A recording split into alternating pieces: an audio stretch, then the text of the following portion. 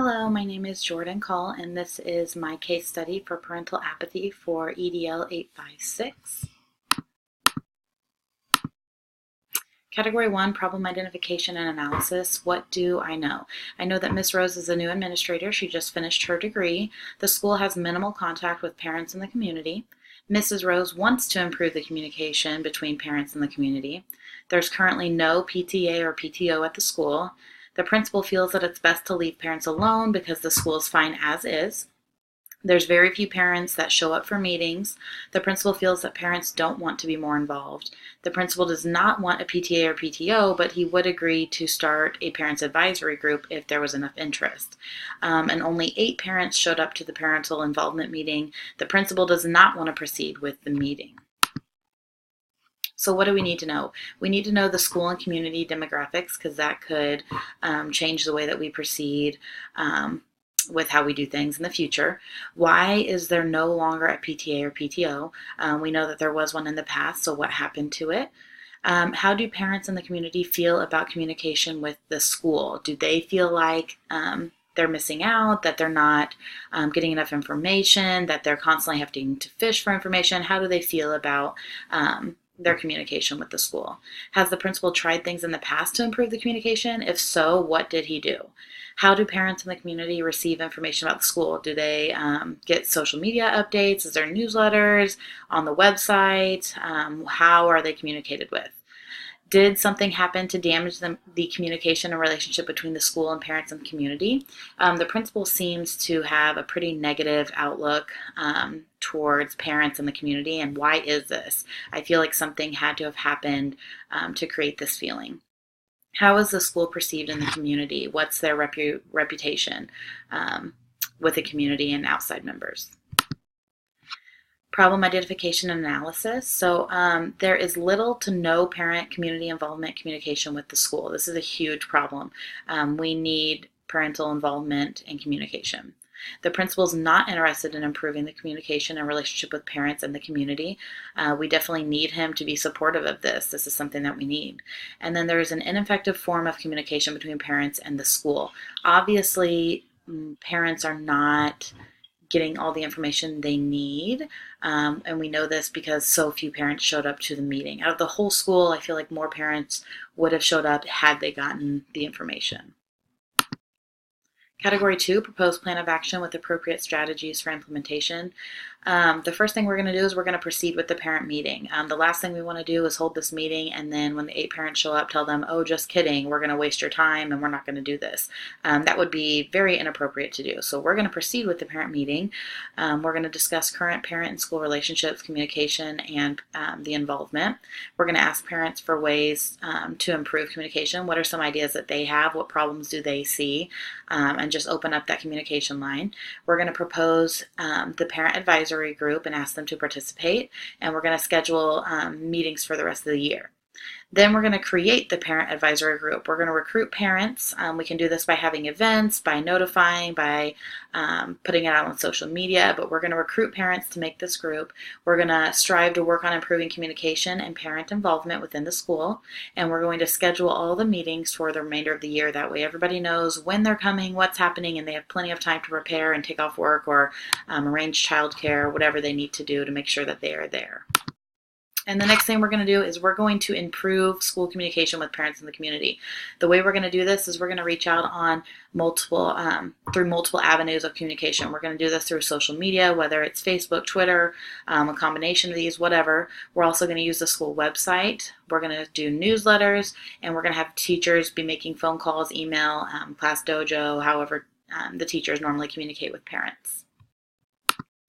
Category 3, resolve the issues based on promoting the success of all students. We can do this by discussing concerns and propose suggestions in private meeting with the principal first.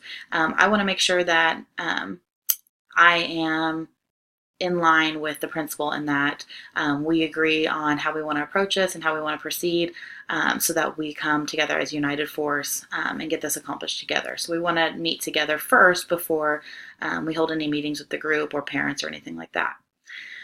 Student performance and attitudes will improve when the schools, parents, and the community work together. This is proven.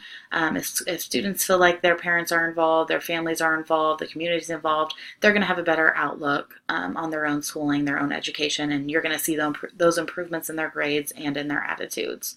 And then also school support. Creating this parent advisory group creates support for the school, and our students need support. Category 4, debrief the problem. What was I thinking, feeling, and valuing? Thinking. This whole time I was thinking, did something happen in the past that damaged the school's relationship with parents? And if so, what happened? Also, why is the principal not interested in improving their relationships and communications with parents? I find that odd. And then how can we improve? What all can we do to improve the situation? I was feeling frustrated that the principal isn't concerned about making these improvements, and I was sad that the community and the school aren't working together already. I was valuing Mrs. Rose's dedication to improving the communication and relationship with parents. She's definitely fighting for this, and I think that's great. And then I'm also valuing the 8 parents that gave up their time to show up to the meeting to make these improvements.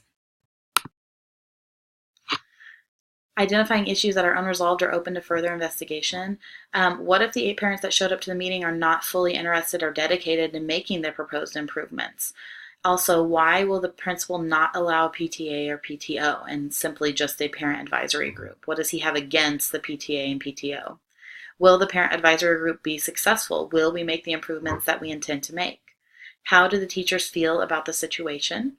Are teachers required to communicate with parents already? Are they required to communicate with all parents like twice a quarter, or is there no requirement there? Category 5, reflect on Standard 7. So how did you as the educational leader promote the academic success of every student while addressing the issues revealed in the parent apathy case study? Multiple forms of communication ensures that all parents have a way of staying informed about the school. If we reach out through newsletter, social media, school website, phone calls, emails, that's multiple lines of communication, and one of them should reach the parent. Building relationships and strengthening communication with parents will improve student performance and attitudes, as studies show.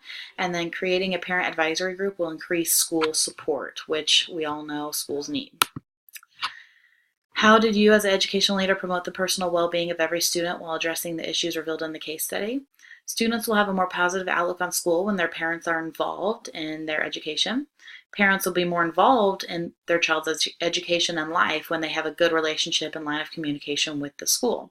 And then also we are modeling good relationships and communication when the school is showing this with parents in the community. And we definitely want to model that type of behavior for students. How did you as the educational leader promote communities of engagement for families and other stakeholders in the school's community while addressing the issues revealed in the case study? I created the parent advisory group to get parents involved in the school, and we kept it going even though it started out as with 8 parents. We improved the lines of communication by using multiple outlets, and that ensures that parents and the community are staying informed about things going on in the school. And then we're asking for parent advice on how to improve. We're getting them involved with the conversation, getting their input, and making sure that they feel that their opinion matters. Standards. VG2C, collaboratively develop implementation plans to achieve those goals.